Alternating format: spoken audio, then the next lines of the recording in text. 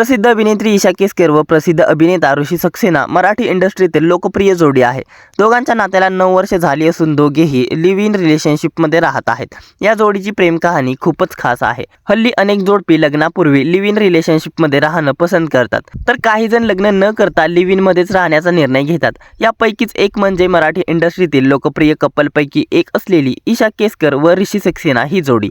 ईशा व ऋषी गेले अनेक वर्ष एकत्र असून आता अभिनेत्रीने त्यांच्या नात्याबद्दल भाष्य केलं आहे, ज्यामुळे ती चर्चेत आली आहे। अभिनेत्रीने राजश्री मराठीला दिलेल्या मुलाखतीत ऋषी व तिच्या नात्याला 9 वर्ष झाल्याचं सांगितलं आहे। पण अनेकांना माहीत नसेल की त्यांच्या नात्याची सुरुवात कशी झाली आणि कोणी कोणाला आधी प्रपोज केलं होतं। ईशाने स्वतः एकदा तिच्या सोशल मीडिया अकाउंटवरून चाहत्यांसह संवाद साधताना याबद्दलची माहिती दिली होती। महत्त्वाचं म्हणजे ऋषीने नाही तर ईशाने त्याला पहिल्यांदा विचारलं होतं आणि त्याने तिला आधी चक्क नकार दिला होता। या दोघांची लव्ह स्टोरी नेमकी कशी सुरू झाली पाहूया त्याबद्दलची पूर्ण माहिती या व्हिडिओमध्ये। त्याआधी आपल्या फिल्मी उचापती या चॅनलला सबस्क्राइब केलं नसेल तर सबस्क्राइब करून घ्या। इंस्टाग्रामवर चाहत्यांनी विचारलेल्या प्रश्नांची उत्तरे देताना तिला एका चाहत्याने तिची व ऋषीची भेट कुठे झाली होती असं विचारलं होतं।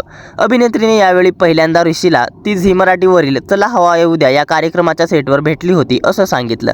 पुढे तिला ऋषीने तुला कुठे प्रपोज केलं असं विचारल्यानंतर तिने मी त्याला विचारलं होतं पण मलाडमधील लव्ह अँड लाटेमध्ये पण त्याने मला नकार दिला होता। ईशाने काही वर्षांपूर्वी 2019 मध्ये इंस्टाग्रामवरील आस्क मी या सेशनमधून चाहत्यांच्या प्रश्नांची उत्तर देताना तिच्या व ऋषीच्या नात्याबद्दलची ही माहिती शेअर केली होती। ईशा व ऋषी यांनी पहिल्यांदा सोशल मीडियावर त्यांच्या नात्याची कबुली दिल्यानंतर अनेकांनी तिला अमराठी मुलाला डेट करत असल्याने ट्रोल केलं होतं। ऋषीने याबद्दल काही दिवसांपूर्वी उल्लेख केलेल्या माध्यमांशी संवाद साधताना सांगितलं होतं, ईशा मराठी असली आणि ऋषी अमराठी असला तरी ऋषी मराठी इंडस्ट्रीतील लोकप्रिय अभिनेत्यांपैकी एक आहे।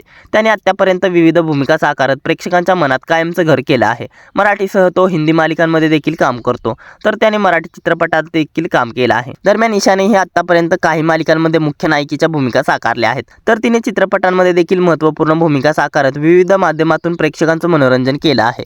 ईशा शेवटची स्टार प्रवाहावरील लक्ष्मीच्या पावलांनी या मालिकेत मुख्य नायिकेच्या भूमिकेत झळकली होती। ईशा केसकर आणि ऋषीची जोडी तुम्हाला आवडते का? या साऱ्यांबद्दल काय आहेत तुमच्या प्रतिक्रिया कमेंट्स करून नक्की सांगा। मनोरंजन विश्वातील अशाच भन्नाट घडामोडी जाणून घेण्यासाठी आपल्या फिल्मी उचापती या चॅनलला सबस्क्राइब करा। धन्यवाद।